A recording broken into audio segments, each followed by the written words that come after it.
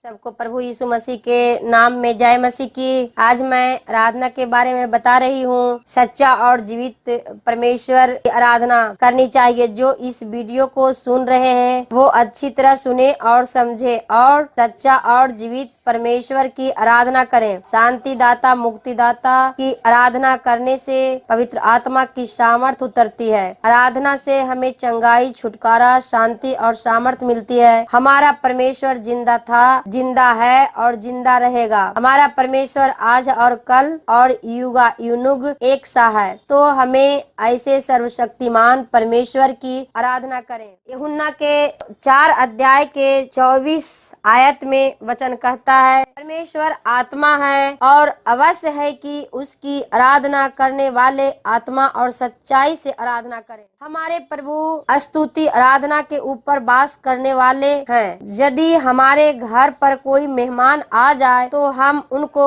बैठने के लिए कुर्सी देते हैं। ठीक उसी तरह प्रभु को अपने जीवन में, अपने हृदय में आने के लिए हमें प्रभु को बुलाना जरूरी है और स्तुति भी करना है। हम अपना मुंह खोल के हृदय, आत्मा और सच्चाई से परमेश्वर की आराधना करें। यह बाइबल का पहला कानून है। मसीह जीवन की सबसे बड़ी बहुमूल्य बात आराधना है। परमेश्वर चाहते हैं कि हर विश्वासी आराधना करें, क्योंकि प्रभु आराधना के योग्य है। परमेश्वर ने इस संसार को बनाया, उसकी आराधना करने के लिए परमेश्वर की इच्छा थी मनुष्य के साथ संगति करना और उसकी इच्छा के अनुसार हम चले। लेकिन मनुष्य पाप करके परमेश्वर से दूर चला गया। लेकिन प्रेमी और दयालु परमेश्वर ने अपने एकलौते बेटे प्रभु यीशु मसीह के द्वारा पापों से हमें छुड़ाया। प्रभु यीशु ने हम सबको पापों से बचाने के लिए क्रूस पर अपनी जान दी। हमारे ही कारण वह मारे गए, गाड़े गए और फिर वह तीसरे दिन जी उठे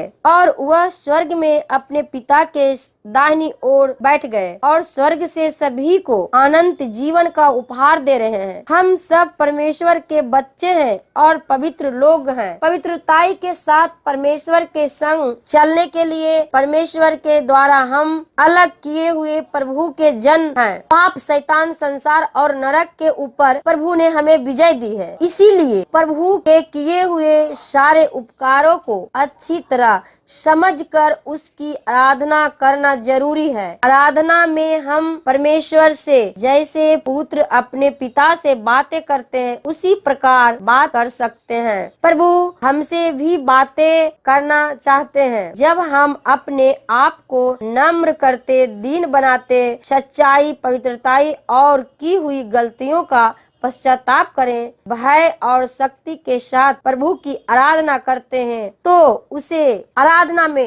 आराधना में परमेश्वर की शक्ति उतरती है, सामर्थ उतरती है। आराधना के कारण हमारा रिश्ता परमेश्वर से दृढ़ होता है। हर एक विश्वासी को परमेश्वर की महिमा समझकर और पवित्र आत्मा की अगुवाई के अनुसार आराधना करनी चाहिए। यूहन्ना 15 अध्याय के 7 आयत में वचन कहता है, यदि तुम मुझ में बने रहो और मेरा वचन तुझ में बना रहे तो तुम जो चाहो मांगो वह तुम्हारे लिए हो जाएगा।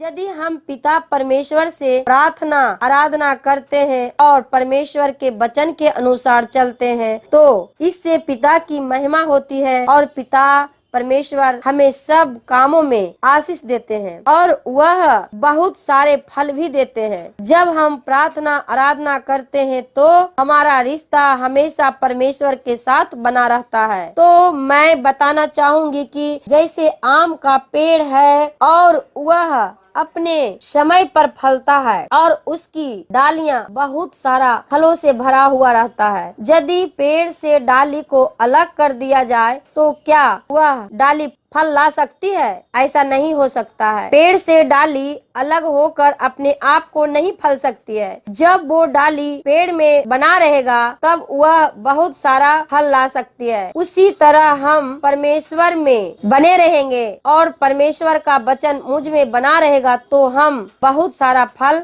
ला सकेंगे। हम परमेश्वर से अलग होकर कुछ भी नहीं कर सकते हैं। पहले हमें पेड़ में पानी देना है, फल देना परमेश्वर का काम है। तो हमें फल लाने के लिए परमेश्वर से प्रार्थना आराधना करना जरूरी है। आराधना से हमारा रिश्ता परमेश्वर से जुड़ा हुआ रहता है और हमें परमेश्वर से कोई अलग नहीं कर सकता है। शुभोपदेशक 4 अध्याय के 12 आयत में कहता है, यदि कोई अकेले पर प्रबल हो तो हो, परंतु 2 उसका सामना कर सकेंगे। जो डोरी 3 तागे से बटी हो वह जल्दी नहीं टूटती। जो रिश्ता परमेश्वर ने पति पत्नी को बनाए हैं इसे कभी कोई नहीं तोड़ सकता है। जो विश्वासी आराधना करते हैं, वास करते हैं, गवाही सुनाते हैं, उसके साथ परमेश्वर होते हैं, उसका कोई भी सामना नहीं कर सकता है। उसे कोई भी नहीं डरा सकता है। उसे कोई भी परमेश्वर से अलग नहीं कर सकता है। चालाक, झूठे, पैसे के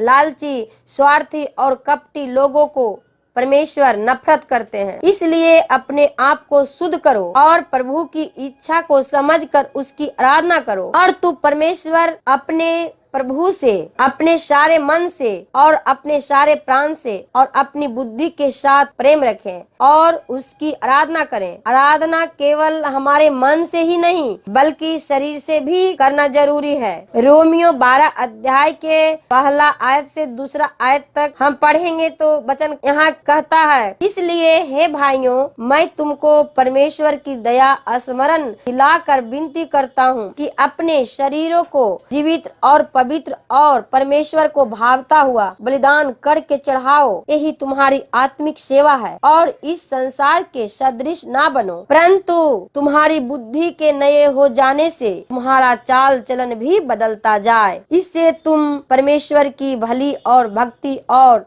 सिद्ध इच्छा अनुभव से मालूम करते रहो। परमेश्वर चाहता है कि हम अपने सारे मन से, अपने सारे प्राण से और अपनी बुद्धि के साथ प्रेम रखें और अपने शरीर से परमेश्वर की आराधना करें। यही हमारे परमेश्वर को अच्छा लगता है। बाइबल कहती है कि वचन तेरे निकट है, तेरे मुंह में और तेरे मन में है। बाइबल में जो प्रभु को प्रेम करने वाले लोग सबसे पहले आराधना के लिए प्रथम स्थान देते हैं, वो जहाँ पर भी चले जाए परमेश्वर की आराधना को बड़ा समझते हैं। हम जितनी ज्यादा समय आराधना और स्तुति करते हैं तब प्रभु की उपस्थिति को हम अपने शरीर में और अपने जीवन में महसूस करेंगे। जब आप आराधना करते हैं तब मुंह खोल के स्तुति करना, ताली बजाना, डफ और तबले बजाना, हाथ उठा के धन्यवाद करना अच्छा है। सब मिलकर परमेश्वर की आराधना करें, सच्चा और जीवित परमेश्वर की आराधना करें।